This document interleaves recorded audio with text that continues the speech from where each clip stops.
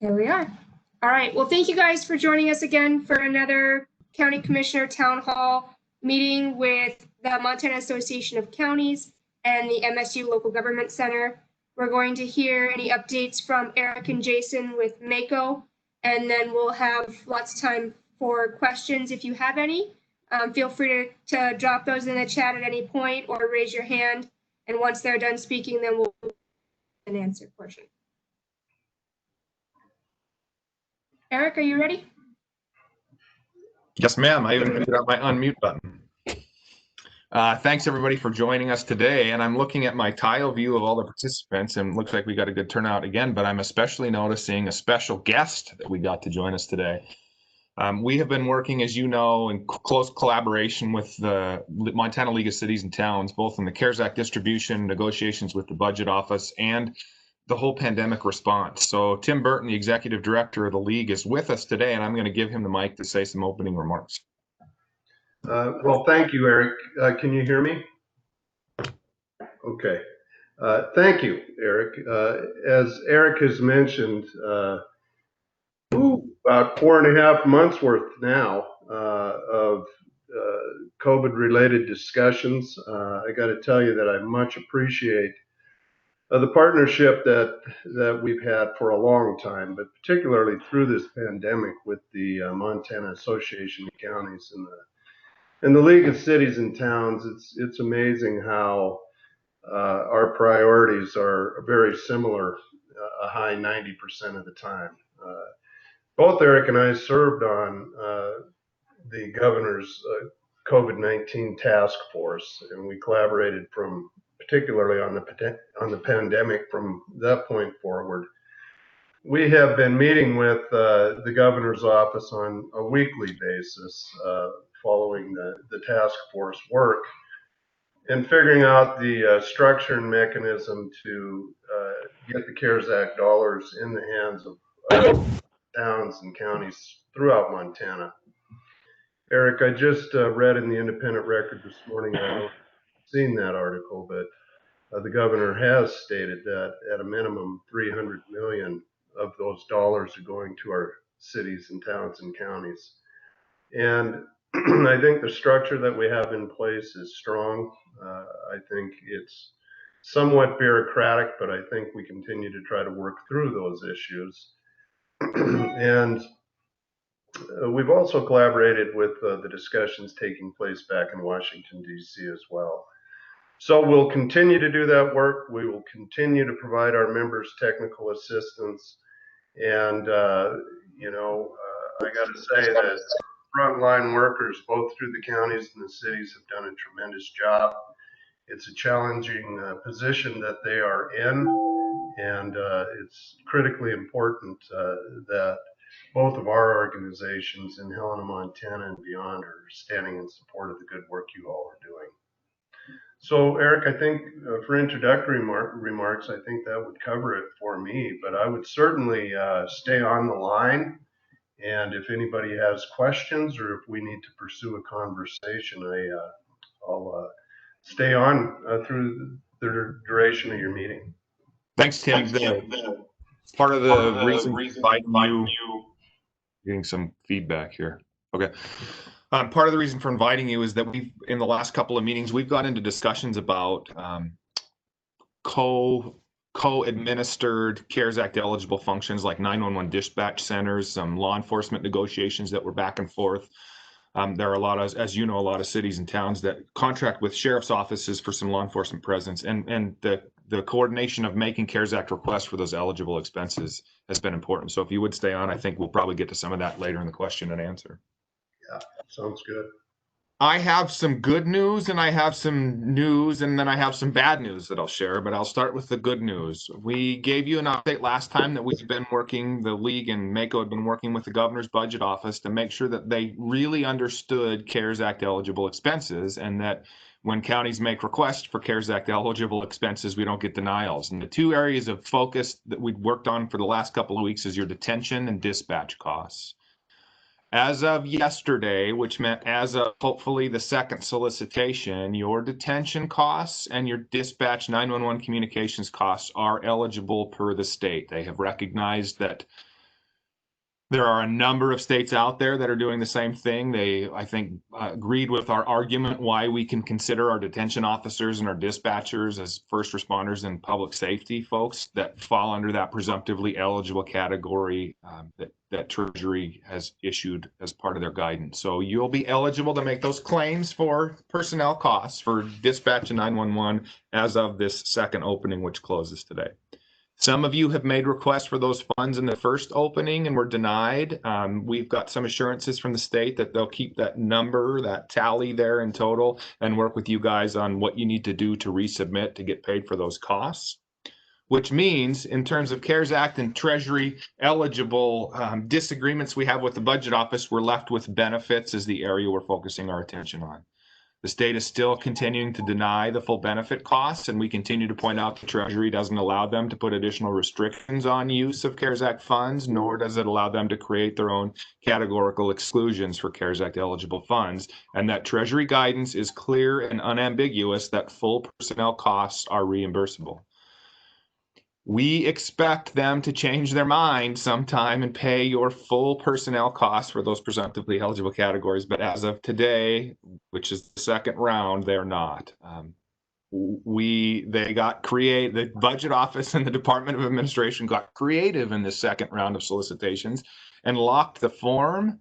So it made it more difficult for you to put in the full CARES Act eligible benefit costs of your presumptively eligible employees. I gave them credit for their creativity, but expressed great frustration that made us look bad to our membership when we're telling you apply for everything you're eligible for, but the form doesn't allow you to do that. So we'll see where that goes. But as Mr. Burton said, we continue to have really productive conversations with both the Budget Office and Department of Administration.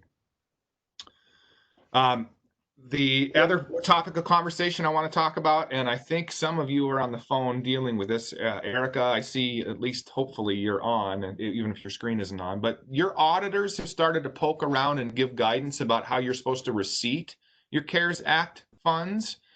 And it seems to be contradicting what we've suggested you do in receiving those CARES Act funds by using the federal identifiers that's coming in, so you can track those and the state can track those and any subsequent audit could track those. But we're encouraging you still to get those monies into your general fund for use for general governmental purposes.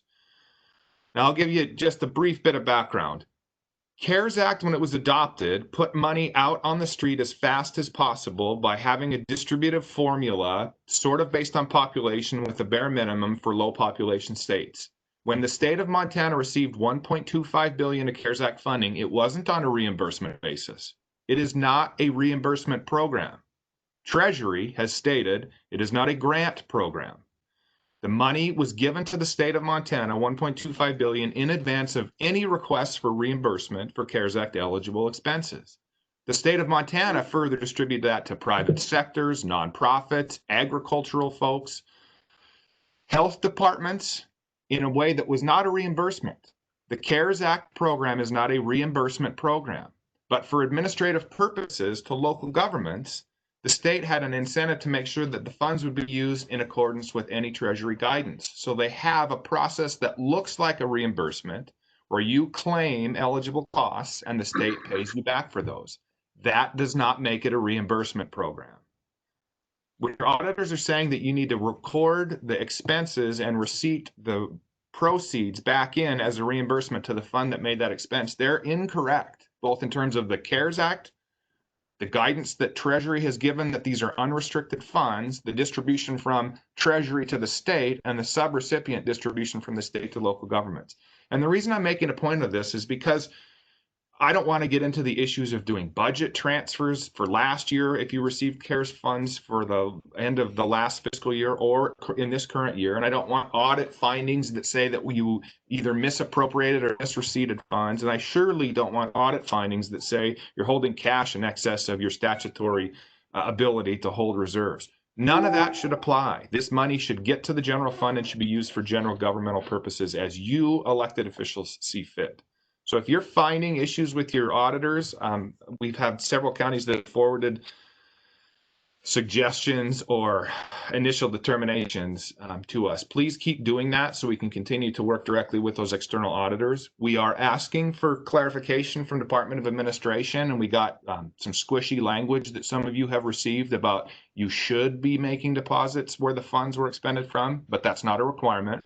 If we're not successful in getting Department of Administration at the state level to issue guidance to those external auditors about your discretionary use of those funds, I'm concurrently working with Treasury to make sure that they issue specific guidance, reiterating that they're unrestricted, not grant dollars, and not reimbursements. So I want to attack this from the Treasury side, the external auditor side, and the Administration side to make sure that you get to use this money as you see fit for general governmental purposes as it comes forward. The bad news is Beaverhead County's on the call. They talked to me about 10 minutes before we were going into the budget office, and they were very excited that they received their full CARES Act reimbursement from the state, including full benefit costs, to which I thought we were going to go into the governor's budget office with them conceding the fact that full benefit costs were going to be eligible. McGinley was praising us, thanking us. He was very happy about it. And so when I brought it to the attention of the governor's budget office, they told me it was a mistake. And then while we were in the meeting, I think sent McGinley a note that says, tear up that first check, we'll issue you a new check because your benefits aren't eligible. So I apologize, Mr. McGinley, and I apologize entirely to Beaverhead County. And I told both the budget director and Cheryl Gray at Department of Administration they're no longer invited to Beaverhead County. So with that, I think we'll do any question and answering that you want to do. Thank you, both Eric and Tim, for those updates. I have a couple questions / comments in the chat. The first one is for detention and dispatch through 5/31/20. Is that right? I think that was in reference to the benefits announcement you made at the beginning. The openings are still for those periods of time that are defined by the state. So yeah, for the second round of opening, you can claim dispatch costs from March 12th through the end of today, I believe. End of June. End of June, sorry. That's the deadline for the second round. Okay. And then at all subsequent openings, you can claim those costs all the way through the duration. And then another comment when you were talking about the reimbursement or not reimbursement, Montana Department of Admin is recommending that we use Special Revenue Fund 2999. I don't know if you have anything to add to that. No, they gave a range 2,900 to 2,999, and I think yes, 2,999 is the one that they've recommended as the identifier. Okay, great. For your I'm initial going to receipt. jump. Oh, go ahead, Jason. For your initial receipt of the funds. From there, you can move it to your general fund, is our opinion. Yes. Okay. Okay. I'm going to jump to Amy. I'm going to unmute you if you want to go ahead and ask your question. Good morning. I just had a question on you when you're talking about it being federal. Does it need to go on our federal schedule of awards? The reason that the state has suggested to use that revenue fund 2999 so it keeps that federal identity, you're still going to be subject to the Single Audit Act, and depending on how much you receive, it'll have an impact on what that looks like. So the short answer is yes, not as a reimbursement, not as a grant. Sounds good. Thanks. Yeah. And a follow-up, is Social Security or slash Medicare considered wage or benefit? That depends on who you ask. In my opinion, it's part of your personnel cost and is entirely reimbursable. As of right now, Department of Administration is saying the employer's contribution is reimbursable. Part of wage. Part of wage. Okay.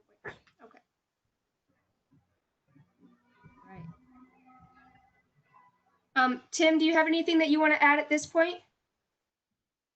Oh, you were unmuted. Now you're muted.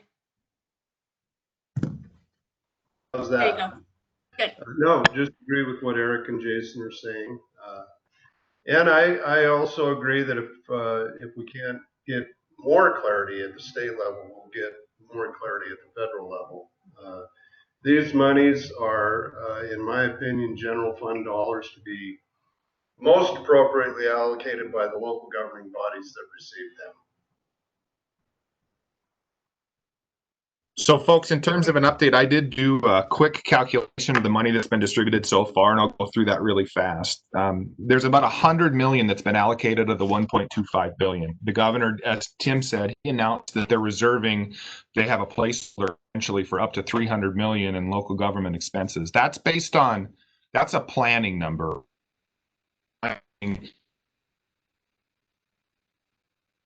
Planning number, and the actual number that we think should be reserved. Okay. But with that being said, You cut out real quick. Do you want to back up your last sentence there? Sure. The budget office is using the 300 million that the governor announced as a planning figure. MACo is telling the governor's budget office that 45% of 1.25 billion was what was intended to be distributed to local governments. So that's the number that we're reserving. So we're not in agreement with that, but that's not causing any issues as we work through this. The reason I point that out is because the governor in his announcement, when he said he is reserving up to 300 million, talked about obligating a certain amount of these funds. I want to tell you what's been spent. 100 million of 1.25 billion has been spent as of today. 7.3 million went to social services and nonprofit grants. 1.2 went to business adaptation grants. 900,000 went to business innovation grants. And 61 million went to the business stabilization program that was created by the state of Montana through CARES Act. 965,000 went for emergency housing. 1.6 million went to food banks. 20 million has been thus far distributed to local governments. 1.4 million in loan deferments, and 4 million distributed to public health offices across the state of Montana.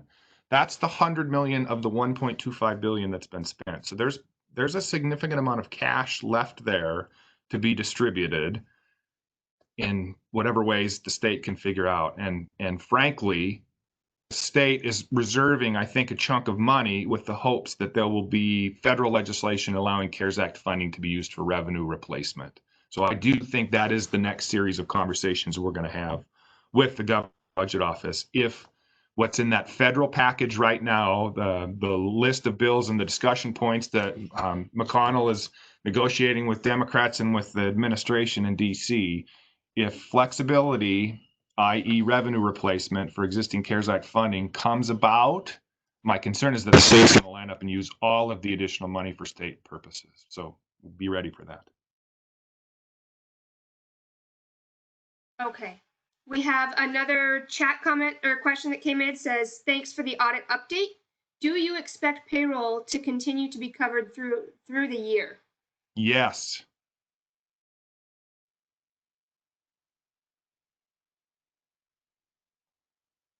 They have not formally committed to that, but we have no reason to believe that they would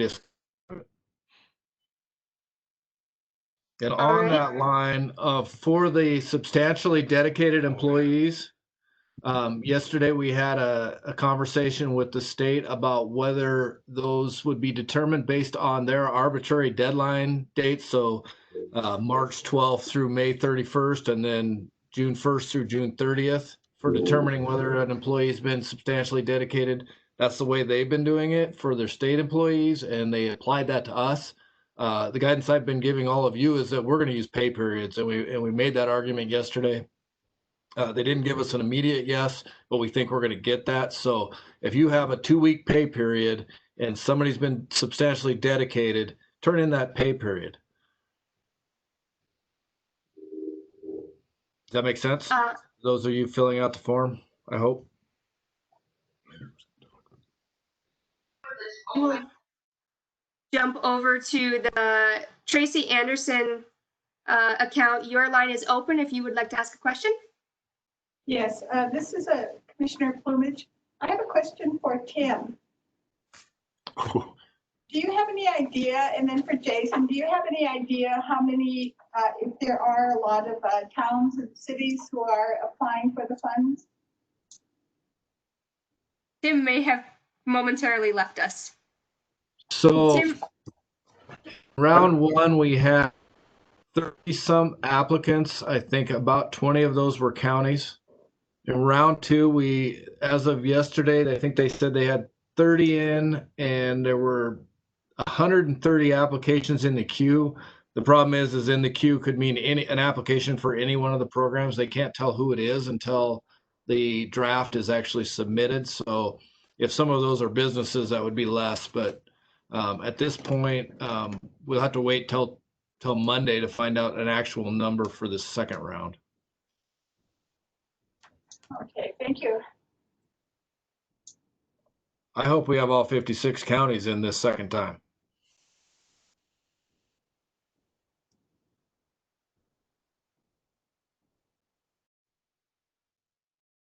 I think that gets us caught up on the current questions. If anyone else has a question, now is a great time to either raise your hand or put it in the chat box. Oh, Andrew, your line is open. Oh, now it's closed again. There we go. Can you hear me? Yes. Okay, great. My name is Andrew Train, the CFO from Missoula County. We spent, myself and Chairman Slotnick and Commissioner Barrow spent about 45 to 50 minutes with Tom Livers and his staff yesterday via phone and Teams meeting. And we discussed all the issues that we had problems with and where we thought they weren't following Treasury guidance. And we hammered everything out. In the end, Mr. Livers was very accommodating. We did get a disbursement today, and it's my understanding we're the last county to get a disbursement because ours was more than a little bit difficult in analyzing, and we had to jump through quite a few hoops.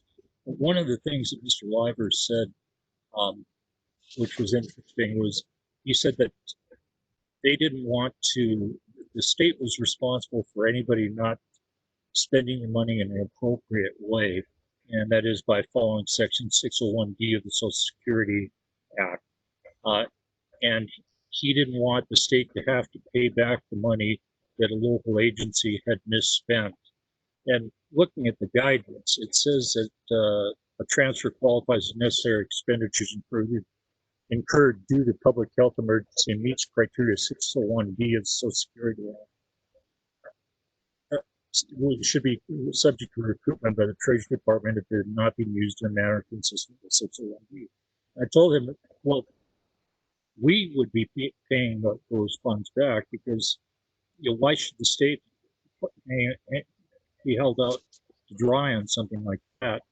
And he said, well, you know, if we could come to some sort of agreement on that or some sort of consideration where that was made clear to everyone, that they would be much more willing to process these payments in a much more timely manner, perhaps not getting into all the nitty gritty.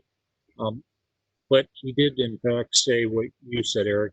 They are expecting at the end of the year that the revenue replacement would be coming true, and that indicates to me that they're perhaps dragging their feet a little bit in hopes that will happen to replace some state income tax. But I don't know. I wanted to see what your thoughts were on that.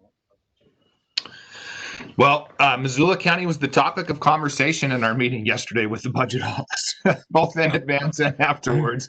And I personally want to thank you for reiterating what we've been telling them in those closed meetings for weeks now, that the Treasury guidance is clear and unambiguous.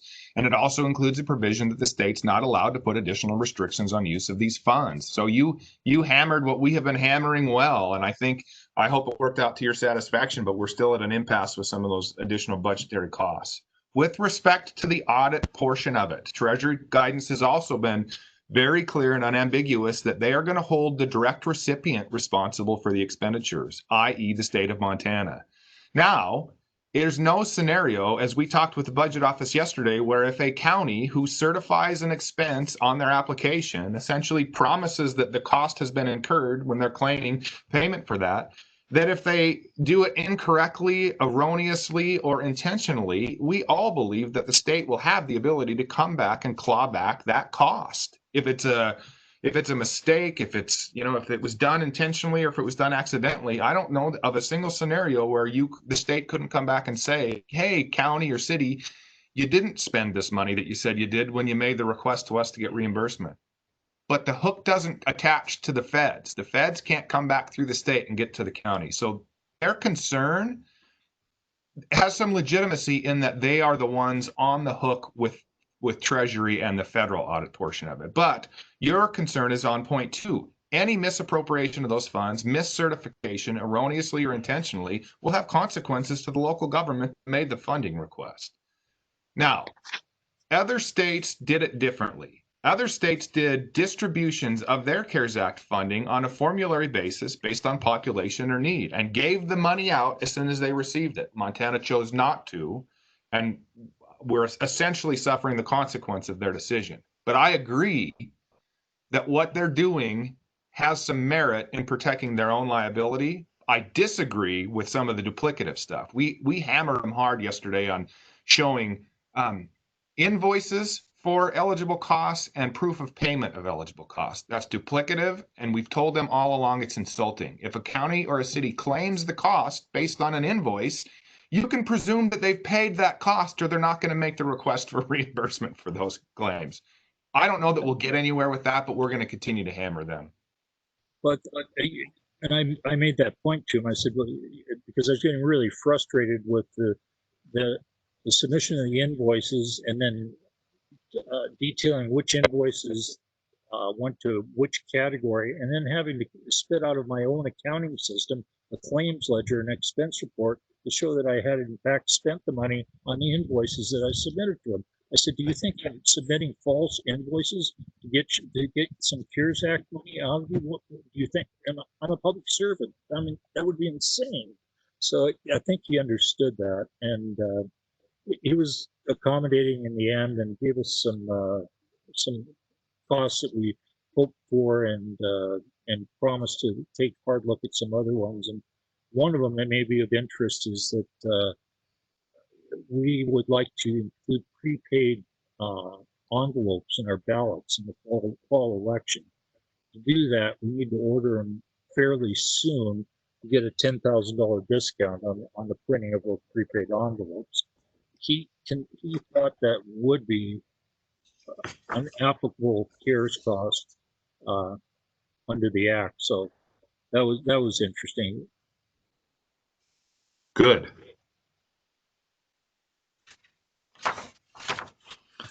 Great, thank you. Yeah. I am going to jump back into the chat box for a minute and allow other people to raise their hands if they are interested in asking a question. The next chat box question: at Ravalli County, we've had some of our other districts, fire, irrigation, water, etc., have COVID expenses. Could you give us some guidance on how to approach this with our districts and requesting reimbursement? So for special districts, one of the early decisions that we helped the budget office make was to not make special districts eligible for this local government reimbursement. And in doing so, we, on your behalf, pledged that if there were legitimate COVID-19 related expenses incurred by your special districts, counties could, on their behalf, submit for reimbursement.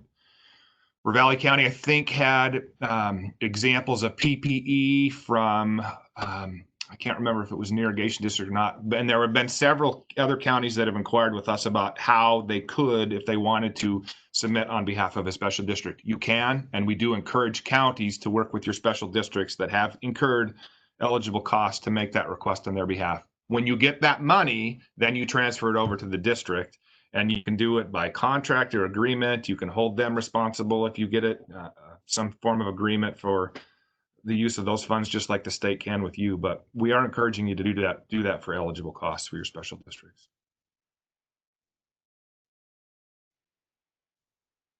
And you just do it on the same forms that you do it for you. The state will give you the money with an expectation that you get it to where it needs to go.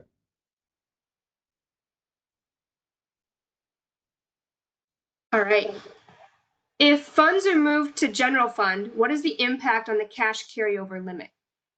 Same as with any of your individual funds. If you can't get it to the general fund, that law will still be applicable at the time. So we'll help you if you need to get it into a CIP or have it dedicated and allocated for some capital reserves in one way, shape, or form. I don't want you to get audit findings for holding excess cash, but I'd rather have you have an audit finding for excess cash than for misappropriating or misreceiving money. Fair. Does MACo anticipate hours outside of regular / overtime being eligible in the future? This would include sick, vacation, FMLA. That's one of the big frustrations with the way that the state's doing the presumptively eligible. Yeah, I don't find a whole lot of value in making you guys go through and carve out people that are using accrued leave. When Treasury says benefit costs, that personnel costs, including full benefits, that includes even the accrual cost of sick and vacation for this duration. It is all, in my opinion, included in Treasury guidance. So I hope when we get the state to concede that they're not going to hold back benefits from this program, that you'll just be able to get the full freight of employee costs for presumptively eligible, including used and accrued leave as reimbursable. And I would include, we're hoping for work comp to be included in that number as well. FMLA, I would have to do some digging on that. That's not something that we've bantered about. Okay. If I get feedback from you guys, I might shut your mic down for just a second. Okay. Yeah. And All wave right, to us. so- We'll quit talking if you wave to us. The next question in the chat. We've received our reimbursement for submission number 1 yesterday. It was approximately $46,000 less than what we requested, and the only information that I received back from the state is that they deducted $46,641 in ineligible payroll costs that do not meet substantial dedication. I requested further information of the ineligible costs, partly because I had 3 fire districts that I rolled into my number 1 request, but also so I know who they deemed unallowable. To date, I have received no feedback. Any suggestions? Send me the denial, please. I will get on that right away. Email me that denial sheet and I'll get a hold of Cheryl there, that whoever sent the denial, I'll get a hold of her boss right away.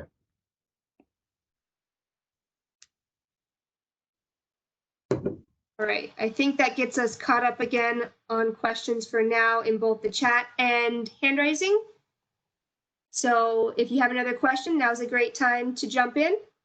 And I'm just gonna check in real quick. Tim, do you have anything to add about the questions you've heard so far?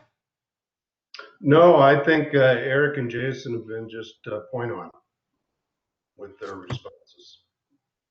Great.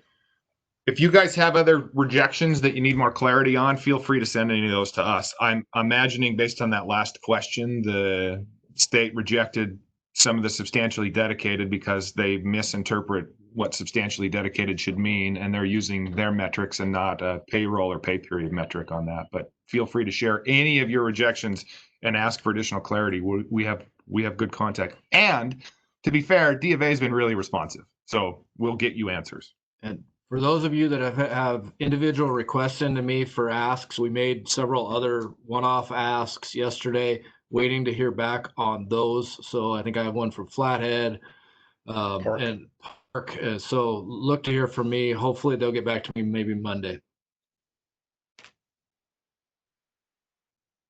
Here's a new question. We are preparing for the FY21 budget, and is it safe to anticipate the wage funds will still be available? Sounds like there is funding, just don't want to anticipate in revenue and then get slammed in the gut and money ran out. Don't budget for CARES Act reimbursement for your personnel costs. Don't. Yes, it's going to be there through the end of the year. I can't foresee any scenario where it's not, but don't build that into your budget. I want this money to come back to you as unanticipated excess cash to use as you guys see fit in the future. The only caveat being, this is what makes it difficult. Some of our members are interested in not milling the number that they're authorized to mill, knowing that a huge portion of their personnel costs will be reimbursable. I don't know how much of a risk you guys should be taking in doing that, because the state has not said that this runs through the end of December, but has given us the wink and nod that this will run through the end of December. If you're interested in reducing your millage or not milling to your cap because you want to anticipate this revenue coming in, let's have a conversation offline about what level of risk you're willing to take in doing that. Keep in mind that the state holds the money, not us. And so there's, as changes and as we move through it's fluid, and there's no guarantees. So we need to use a level of caution.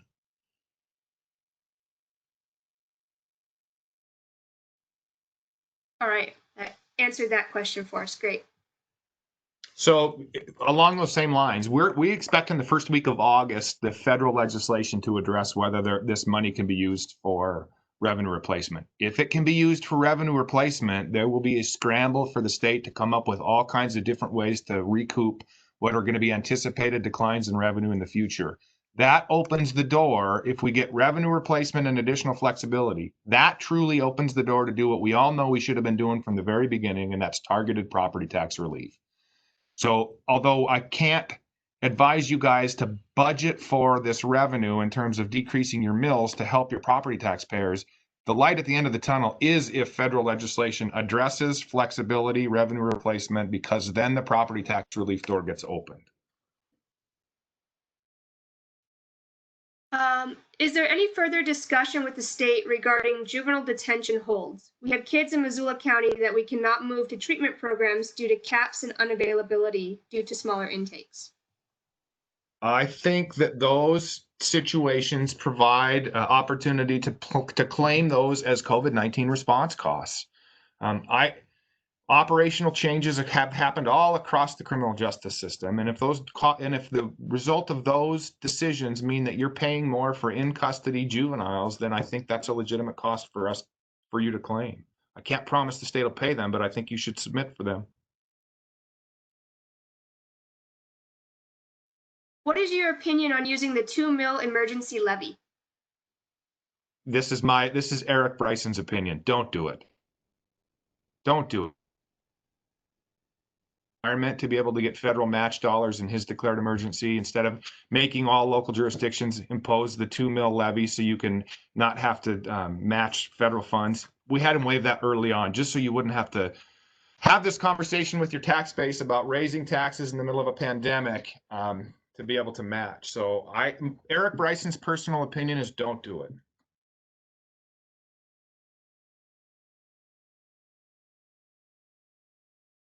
And that's worth less than a nickel.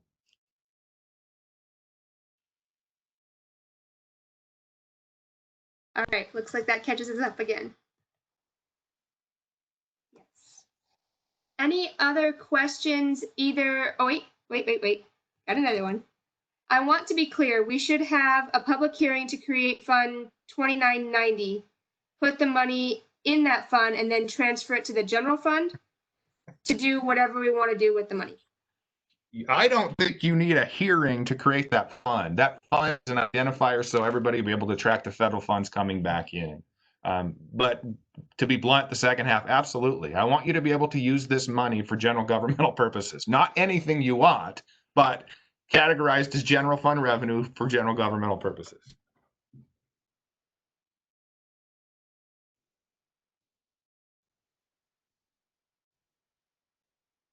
Any other questions people want to ask via audio?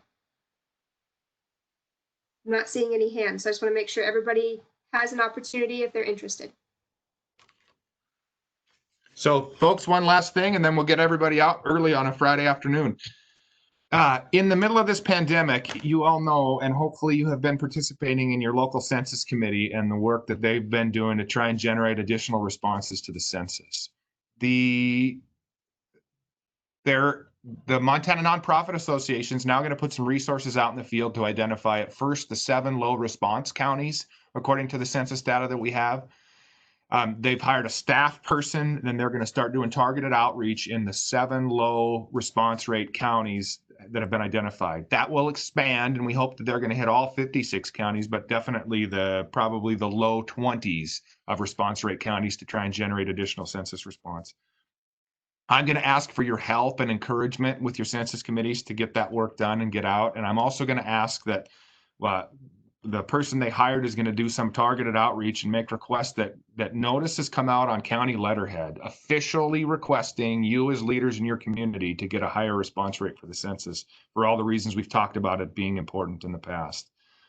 Zach Brown is a representative out of the Bozeman area that's been hired. He's also running for county commission in Gallatin County and won his primary. So in all likelihood, there's a good chance he will be a county commissioner in the near future. He's the one that's been hired. I'm going to ask him to participate in our next Zoom meeting so you can get a formal introduction to him. But he will be the one identifying and targeting the outreach for additional census counts at those targeted 7 counties to start with. And Jason, I think we'll be able to pull up a list of those of you that are on the bad list.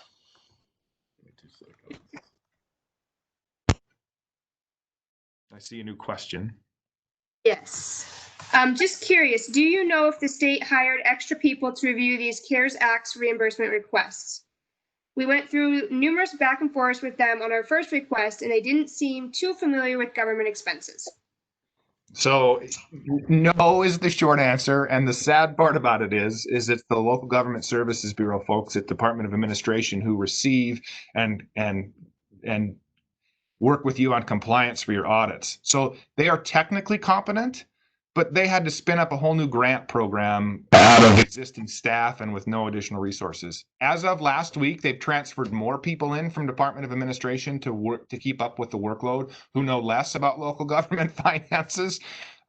So it'll be a bumpy road, and bear with us all through this. They're not hiring additional staff. They're just bringing new people in from different places in D of A to be able to keep up with the paperwork and help them. So if they're sending requests back to you for more information, or if they're doing direct phone calls with you, understand they're not local government folks, they're state folks, and help them get a better understanding of local government finances. We will too. And remember that their basis for a lot of these is auditing and financial reporting. And so they're going to err on the side of asking for probably more than somebody who's been in grant distribution, which is, aimed at getting the money out to the needy folks. 2 different mindsets. So keep that in mind as you talk to them. They're very responsive, but the way they think will be more towards the audit perspective. For those of you for Fallon, Phillips, Petroleum, Madison, Marr, Wheatland, and Granite, that'll be our initial outreach on the census stuff. And then I think they had the next level was an additional 20 counties, and I don't have that list at this point. I have another question that's come in. Can preparing the submission documents be considered as other staff substantially dedicated during the pay period? Erica, thank you. You get the apple for the day. That's the example that we've been talking about. The burdensome process that has been created for you to get your CARES Act eligible funds. We absolutely believe, and we've used it as an example of why their 2/3 dedicated doesn't make sense within the solicitation periods. Yes, if you have a staff person that has to do the work, put this submission together, and has dedicated 2/3 of their time in that pay period, that's substantially dedicated to COVID-19, and I want you to submit for those costs. If you've hired, there are, in my state association work group, there are counties across the country that have hired professionals to put together their applications for CARES Act funding. Those costs, whether you do it with in-house staff or you've hired additional staff to do it, those are reimbursable costs.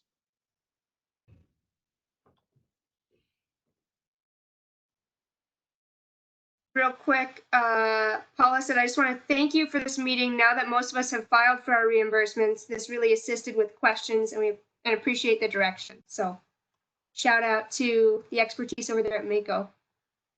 I think these meetings have done a lot to help all of us understand what we should be asking for and what we can be asking for. I appreciate everybody's. Hope we get to keep having these. As I said, in every one of these meetings, Treasury guidance continues to change and evolve. And I think the next change will be what is negotiated in that federal package. And that will either turn our world upside down or keep us on the same track. I have a feeling things will be different by the next time we meet, if it's after the 2nd week of August. And depending on where we're at in our negotiations with the state, we're going to continue to ask you to ask for the things we think are eligible, and the things that you think are eligible, whether the state has agreed with that or not. And so there will be differences on the form. I'm going to push them hard to unlock that thing so that we can manipulate it according to the way we think it should read. And we'll continue to push that forward, and you're going to get partial denials based on that. But I think it proves our point. It puts us on record asking for the dollars we think are eligible, and I'm going to continue to recommend we do that. The other thing that we've asked for, and this came from the league yesterday, Tim, I hope Kelly told you, but when we did the Barca funds, we did a webinar, and we've asked them to put together a webinar on the process of logging into the system and filling out the form. If they do that, we've asked to be a part of that.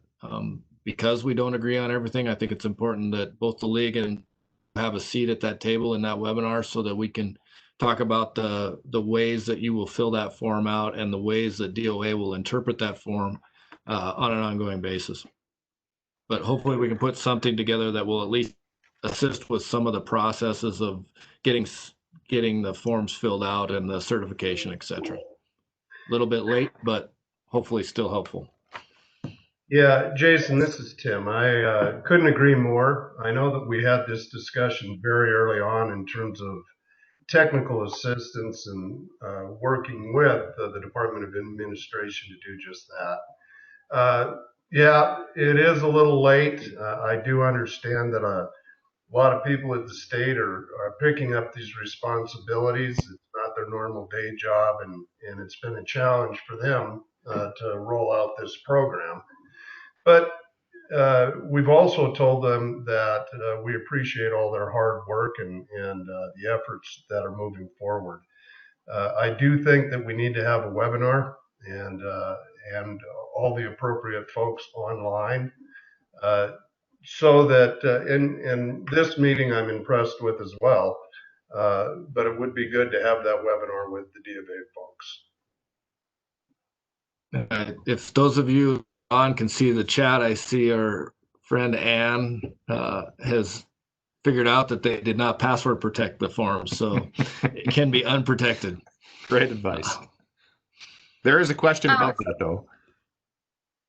Here's just one more, two questions that came in together. Can direct time expended by existing staff be claimed even if they are less than 2/3? And then a question that comes with it, same question as above. We have kept detailed logs like we would for a FEMA PA application, but don't meet the state's 2/3 designation. So let's talk about that. The 2/3 is not in Treasury guidance. You can't find that anywhere. The state has interpreted that to be applicable for substantially dedicated. I can't argue that that's the wrong metric. In fact, I think in the early stages, they came up with that as a proposal and we said, sure, that seems legitimate. But we did that at a time when we were in phase one with the hope that we were going to be out of phase one pretty soon. And we're talking about just being paid for costs attributable to the phase one lockdown. Then CARES came about with Treasury guidance that created that presumptively eligible category and further shed light on what substantially repurposed meant. Since we already agreed to 2/3, 2/3 is what it is, and the short answer is no. Unless you show 2/3 dedication within some reasonable period of time, you can't claim those costs. Where it becomes meaningful is if we want to make a fight that should be 2/3 dedicated in a day, a work shift, a week, or a pay period, or as the state is currently interpreting it, in a solicitation period. I think it makes sense to make it within the pay period, but if you guys as members say you want us to fight for it to be during the day, that's Treasury eligible, and we will make that case to the budget office if you need us to.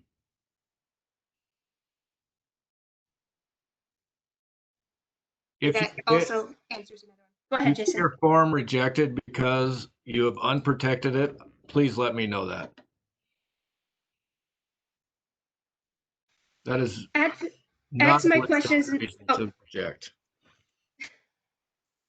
Add to my question, as an elected official, we don't have to prove our hours, so it'll be interesting to see their response. I'm curious to see what happens there. We've talked not directly with the budget office, but I know in talking with some of our elected officials that they're claiming their time as substantially dedicated, especially in some of our smaller counties when they sent everybody home in phase one, and the last people standing were the elected officials that were manning the courthouses. That is absolutely substantially dedicated, and you are, as elected officials, are only uniquely positioned salaried employees in local government. So I'm curious to see if they pay those.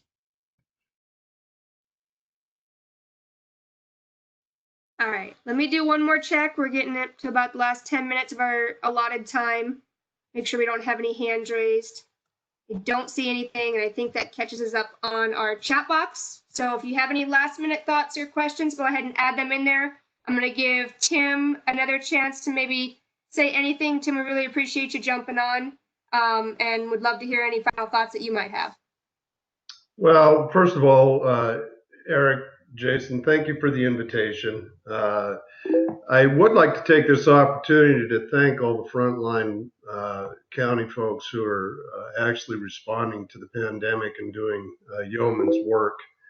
We'll continue to coordinate with the Montana Association of Counties.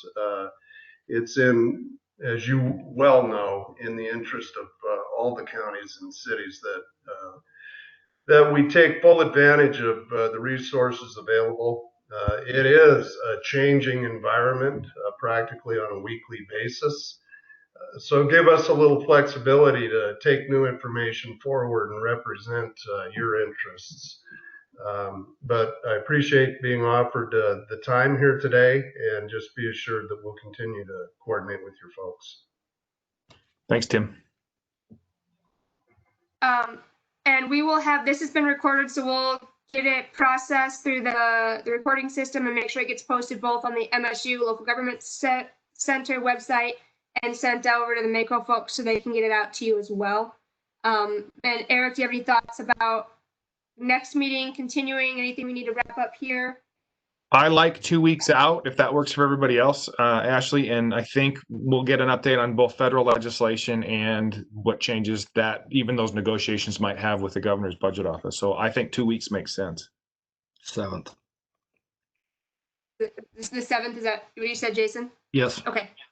All right, we will get that information set up and sent out so you guys can get your calendar invites and get that on the books. So without any other thoughts, anything else for the good of the order? Just thank you all for participating. These are helpful. Have a good All right, weekend. thank you all so much. Thank you.